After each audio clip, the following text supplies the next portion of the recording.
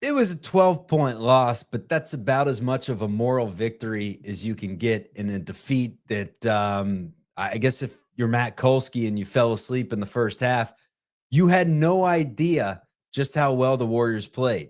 Down 19 at halftime, up late in the fourth quarter.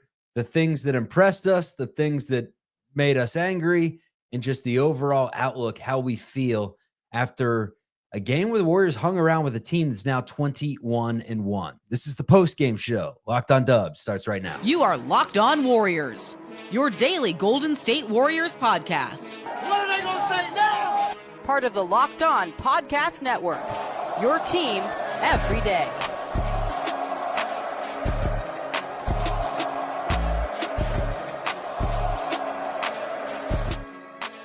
All right, what's going on, everyone? Welcome to the Locked On Warriors. We're part of the Locked On Podcast Network, your team every day. Best ways to help out the show, you just hit that thumbs up on YouTube, you subscribe wherever you get your audio podcasts, and you tune in and tell a friend to tell a friend. We talk Golden State Warriors basketball on this program. Today, we're breaking down a loss to the Oklahoma City Thunder. Final score, OKC 124, Golden State 112. Today's episode is brought to you by FanDuel.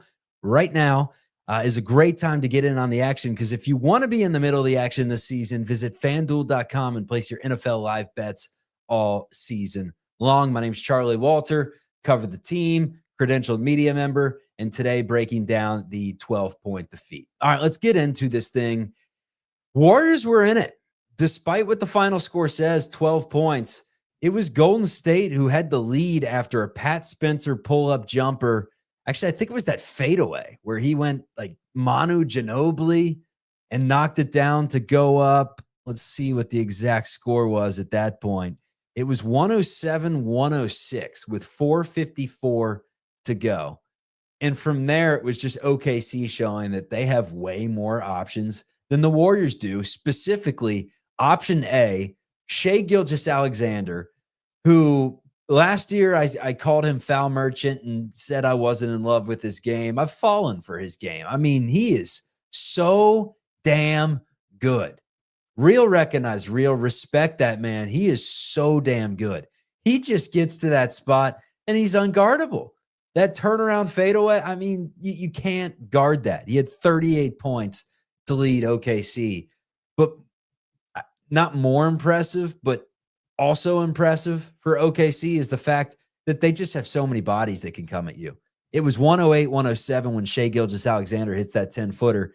Then it's Isaiah Joe who delivers the dagger through your heart with a deep three. Then it's Shai who goes with a step-back 25-footer. Just like that, it's 114-107 1 minute later. And that's just what it felt like tonight. It felt like Golden State needed a miracle to win this game. And I thought it was a miracle that they were up with 5 minutes to go. They played outstanding. Can't really be excited after a loss, but you can be encouraged. And I think that's what you were after this game. The role players started hitting shots. Seth Curry had 14 points. He was just about perfect from the field. He was awesome. Buddy, I mean, he knocked down some shots, but still a lot to be desired there. Pat Spencer looked like prime Jeremy Lin. I mean, a little spin sanity. He was freaking incredible out there. Good thing Kolsky was sleeping. He'd have to bite his tongue. I mean, Pat Spencer was brilliant. And how the Warriors were able to get back into this game, it was good ball movement. It was just everyone knocking down shots from GP2 to Jonathan Kuminga got in on a three.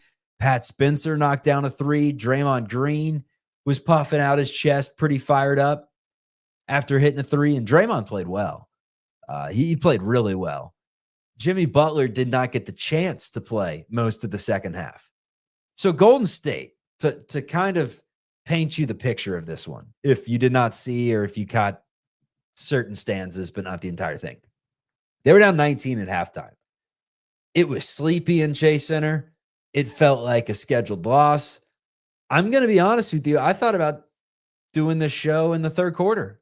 I had the rundown ready. I had my topics. If this thing got to 28 points or something along those lines, I was going to let it rip. It's a late game. We got to get some sleep. And man, they didn't let us get to sleep. In fact, they got us juiced for a little there. You can't really do that. What am I doing? You can't do that after a loss. But I'm excited. I saw some good things from role players that had not been giving us good things for a minute now. Pajemski was awesome. In fact, I wish he was more aggressive. He was extremely aggressive early. It felt like he could get anywhere he wanted on the floor, and OKC truly had no answer for Brandon Pajemski. He was getting to that little teardrop 5-footer, could get to that elbow, like turnaround J whenever he wanted it. He was facilitating. He ended the game with 17 points on 6 of 11. I wish he would have taken more shots. There was a moment there in the first half where he penetrated and would have had probably a finger roll, easy little lay-in. And he kind of just looked around and threw it to no man's land. And I saw the same thing, I think, with Kuminga. And there may have been another play from Moody. Moody didn't play much today, just 15 minutes, 3 points. He was one of him and Jimmy Butler, the two mainstays that didn't get a lot of burn. But dudes like Will Richard played well in the minutes they had. Kuminga, Buddy, Seth, GP2 played 27 minutes. This is now a couple games in a row where Gary Payton has been really good. But Pajemski was one of those dudes that was just he was playing real well offensively to start this game and was able to help the Warriors stay in it for a minute. And then OKC goes on this big time run to go up 20. You figured that's what was going to happen. And my takeaway at that point was, hey, the Warriors played pretty well for about a quarter there. In fact, they were down 6 after the first quarter. They gave it some fight. They just don't have the firepower to keep up with this team, even with Jimmy Butler out there. And something flipped in the second half. They were having fun. There was great energy. Now I go back to Jimmy Butler's comments where he said this team plays good defense after we hit shots. And that's what they did. Golden State hit shots. They were 18 of 42. That's 43% from three. They also shot 45% from the floor. Golden State out-rebounded Oklahoma City. But all those things that they did well also helped them pick up the defensive intensity. And OKC is going to turn you over a million times, and they only turned the Warriors over 15. And it felt like a lot of those were early and a lot of those were late. But the stretches where the Dubs were playing good, they were getting off looks, and they were hitting looks. And again, how about Seth Curry? 14 points in his first game. I don't think he's going to have some revelation where he's an all-star. He averaged 6 points a game in Charlotte last year. But if this is the right system for him and he feels free to go out there and let loose like he did tonight and could score, 8 points per game and knock down a couple of three-pointers, I mean, that's something you didn't have 48 hours ago. So you will absolutely take it.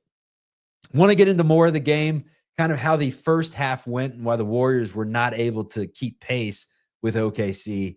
Also, the return of Jalen Williams for the Thunder has them looking extremely, extremely scary right now. Just how good is this team we watched tonight that's now 21-1 on the season and is going for the Warriors' all-time record of 73? They have a very realistic shot of doing that. And we'll see them again with Steph Curry on the floor, hopefully. But I do think that the Warriors gave it a very good fight tonight, and we're going to discuss some of the role players and what they did. That's coming up on Locked On Warriors. Destroy Jimmy and Domino's. I know Jimmy drinks great wine. All right, today's episode is brought to you by America's #1 sportsbook. That's FanDuel. NFL Sundays move fast. One big play, and suddenly everything feels different. That's why making live bets with FanDuel is so exciting. You're not just watching the game, you're reacting to it in real time. With FanDuel, you can place bets as the action unfolds, every drive, every momentum swing, every highlight moment. Live betting is best when the game starts to shift. A receiver gets hot, a defense tightens up, or momentum flips after a turnover. FanDuel lets you jump in on the moment. So if you want to be right in the middle of the action this season, visit FanDuel.com, place your NFL live bets all season long. FanDuel, the game moves fast, and so can you. And by the way, in case you were wondering, the spread, at least when we updated on the show this afternoon, was 12. The final score was 12. It's the Simpsons and it's the sports books, time travelers. But hey, no one loses. No one loses. And you got some excitement until the end. But how did the Warriors not cover? FanDuel, the official sports betting partner of the NBA. Hey, Forget that. We champs. Why you starting with that question? We got 4 championships. all right. So the kind of rundown that I put together was that Golden State was passing up open shots early. It was pods. It was Draymond had that bad turnover where there was some like miscommunication. He passed it away, and you can't let the Thunder turn you over for 20. And that's what it was looking like pretty early. Golden State was looking a little bit sloppy. It was kind of ugly. Then pods came alive. Broadcasters were talking about how Steve Kerr just wants him to be extremely aggressive in these types of moments. And he was playmaking. He was getting low key, whatever he wanted, the mid range. And against OKC, that's what you got to do. You got to let it go. You can't turn it over. You can't have some of the shot clock violations like the Warriors had early on. If you have a little bit of space, let it fly. And that's why they had so much success in the second half. They were letting it fly. They weren't turning it over. And when guys like Gary Payton and Kuminga and Spencer and everyone's knocking down threes, and you have the home court juice behind you, it's gonna flip pretty quickly there. The issue is it's impossible to sustain against a team that is just more than 12 points better than you, or at least 12 points better than the team that the Warriors trotted out there tonight. So the fact that they came within 12, it's a golf clap. That's what it is. Jimmy had a run there where he was looking like he could take over. I think on AJ Mitchell, got an and one. And in the notes I put, we need 40-point Jimmy to win this game. Jimmy went for 6 on 2 of 7, 1 of 2, 3 rebounds and assists, didn't turn it over. But again, he played 15 minutes. Who knows how this game looks if Jimmy Butler plays down the closing moments, if he's in there with 5 minutes to go instead of Buddy Hield or whatever it may be. May look different, but the Warriors were able to make the run without Jimmy Butler on the floor. Butler was a minus 13. Draymond Green was a minus 17. Played well defensively, hit some threes, had 3 of them. But if you believe in the analytics, it was Draymond Green and it was Jimmy Butler that was not playing well. The guys that led you in the plus-minus department were Kuminga, Quentin Post, and Pat Spencer, Seth Curry, Will Richard, Pajemski. Those were the dudes, the kind of role players that you would not expect to put up any sort of a fight against OKC. Those were the dudes that helped you stay alive in this. And it really was a team effort. Draymond had 13, 17 for Pods, 14 for Seth, 13 for Buddy, 13 for GP2, and 17 for Pat Spencer. But Warriors just need some form of an inside game. They just don't have it. I got to look at the final points in the paint here. And it was 58 for OKC and 42 for the Warriors. And it felt like a lot of those 42 were probably in the second half when the Warriors were getting some good looks around the rim. But they gave up 58. The rim presence, especially with Al Horford not out there tonight, it's just not there. It's non-existent. The points that they are scoring in the paint are off cuts and off getting to the rim and attacking, but there's no back to the basket game. There's no give it to someone down low and score. Now, flip side, OKC, they have Chet Holmgren who can give that to you. Aside from that, though, they really didn't have anyone that could do that with Hartenstein out in this game. But again, Chet Holmgren can do it, and he did. He had 21 on 8 of 12. He was efficient and had 8 rebounds. OKC's big three.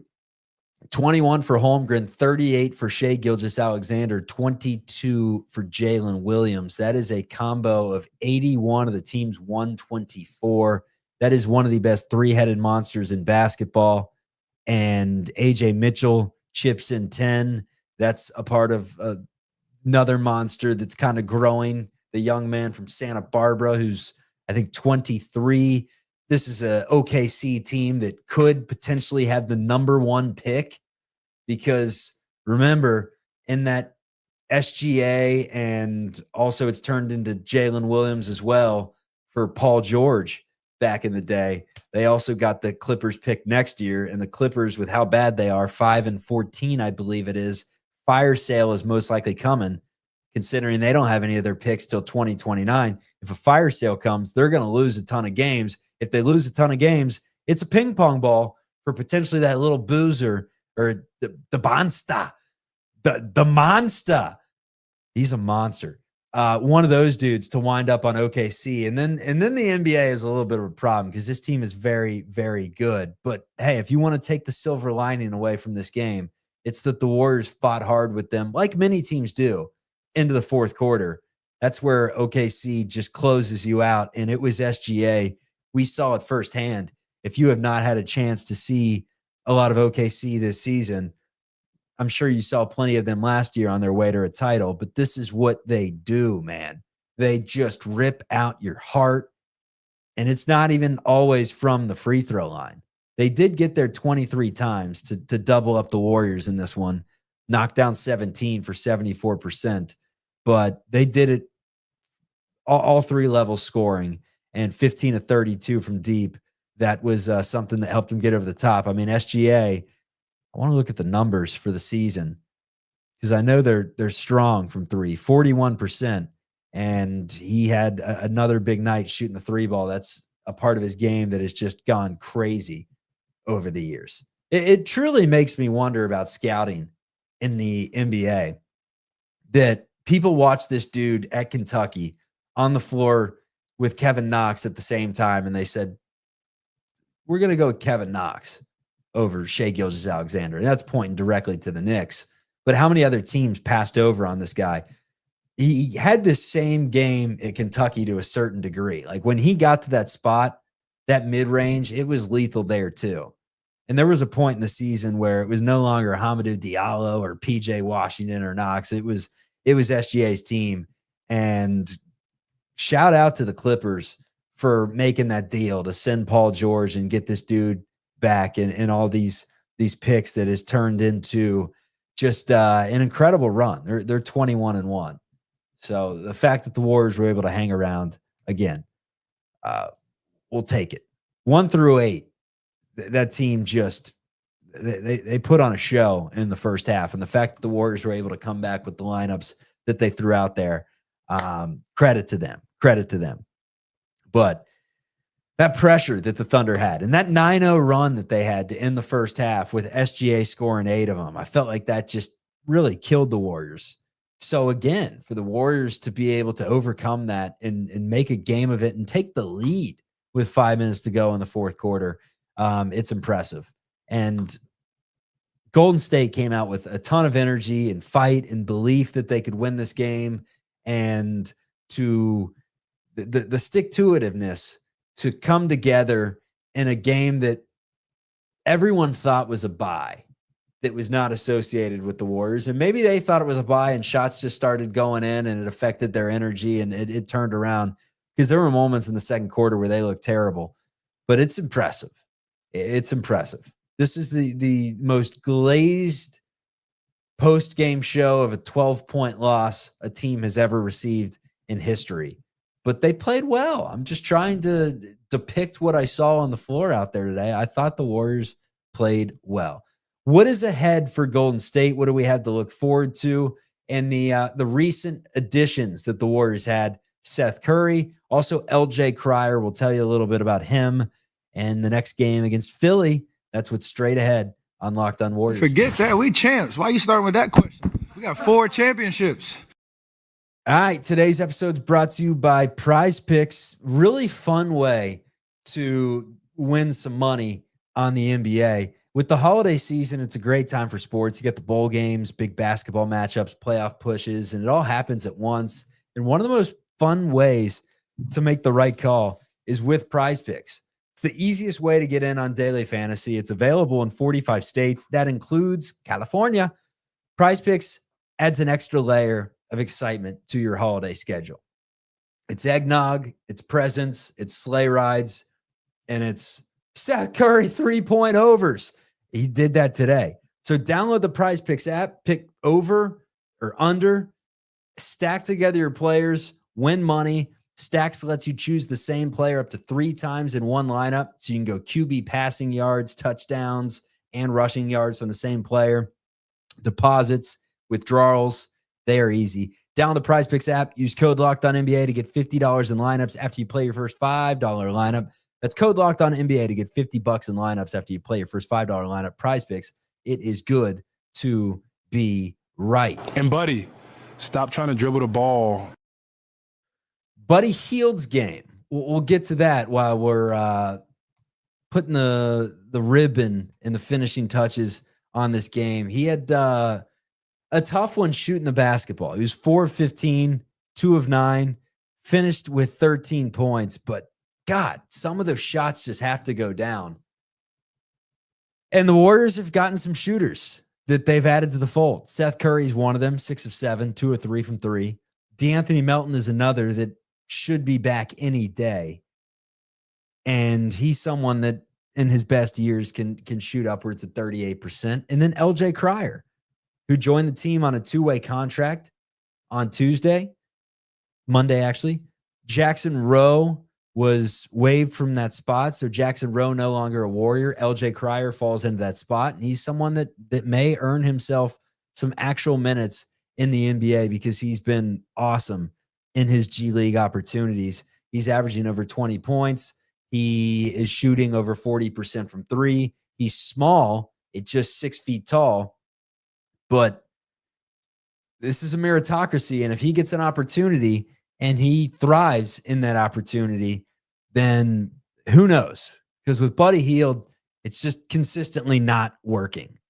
You can't get, what's 4 of 15, do the math in my head. You can't get 28% shooting nights consistently. I mean, the numbers on Buddy Hield's season, and it'd be one thing if you got good defense. You get good defensive effort, and you get someone that's giving his all out there, but you also are looking at 37% from the floor and under 30% from 3 this year, with an assist to turnover ratio of just 0. Every time he throws an assist, he also throws one into the popcorn vendor's head.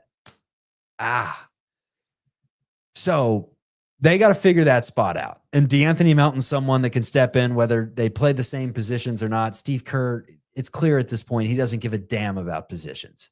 He ran Kuminga at center against New Orleans. So we'll see. Great first game for Seth Curry. Pods, the end of the third quarter to pull it within 1 with that little floater. I had not seen a floater like that since Scuffy McGee. I mean, that was electric at Chase Center tonight. But again, it was like for much of this game, the Warriors would get it down to 7, and then Isaiah Joe would hit the 3. The Warriors would get it down to 6. It was Wiggins that hit the 3. And then there was that stretch where it was all Golden State. And it was the Warriors throwing different looks at them, trapping, throwing out a zone. And OKC really struggled. And the Warriors chant got going at Chase. It was good stuff. There was the play where Kuminga flew in for the rebound and the dunk. Pat Spencer with that turnaround that I told you about. So it was truly fun stuff to watch for a loss. With that being said, that OKC team is damn good. The schedule lightens up a bit for the Warriors is the good news. And obviously it does. You just played the Thunder. But the next game on the schedule is the Philadelphia 76ers. Their record's 11-9 on the season. They got one of the best players in the NBA right now. It's Tyrese Maxey, who's been there for a minute, but has never been this damn good. He's up to 32 points a game on the season. He's already scored over 50, went for 44 the other night. He's awesome. We'll likely see VJ Edgecombe, the rookie from Baylor, for the first time. That's probably in the top 3 for Rookie of the Year voting. Got off to that incredible historical start. Has cooled off a little bit, but still an interesting player to watch. Forever Warrior Kelly Oubre's on the squad. Quentin Grimes, we know all about him. No Embiid. Paul George is all over the place in terms of when he's playing. Jared McCain went from doing nothing but TikToks for 2 months to actually playing decent basketball. So the Sixers are a very beatable team. Unfortunately, it is in Philadelphia, and unfortunately for the Warriors, it is the start of a schedule that I guess on paper is easy, but when you factor in the plane tickets, it's not. It's Philadelphia, it's at Cleveland, it's at Chicago. Chicago, Philly, very winnable games. Cleveland, I think they're kind of on the same level as the Warriors right now at 13-9. And you figure Steph Curry, who was injured in the game on, was it Wednesday? I want to say it was Wednesday. He needed about a week to heal up, and then he'd be reevaluated. So with that being said, who knows if he's good to go Thursday against Philadelphia. If not, maybe he's back for the weekend against Cleveland. Or more than likely, they just shut him down the entire road trip, doesn't travel, heals up, and he's back on the 12th against Minnesota. And that would mean Philly, Cleveland, Chicago. Can you take 2 or 3 on the road? Because you're back to average, 11-11. Can you stay ahead of that 8 ball? They have all year. They've yet to fall under 500, have the Warriors. Can you stay above 500 with a 2 of 3 road trip coming up? And it starts with a win over Philadelphia. That game is at 4 o'clock Pacific time in Philly. It's on Thursday. You can catch it. So, yeah, those are the final thoughts from me riding Stag on this show. I've said it 1,000 times. The Warriors actually let us watch that game until the final minute, probably. It's probably over realistically with 2-3 minutes, but the Warriors kept making it interesting. They were hitting shots to pull it within a couple possessions, and there was a realistic opportunity that they were going to have a chance to win it late. But it's OKC who puts a stranglehold on it in the final 60 seconds. They win 124-112 final. Appreciate everyone for tuning in. This is Locked On Warriors, part of the Locked On Podcast Network, your team every day. We will see you on Wednesday with the players' sound to break down this loss.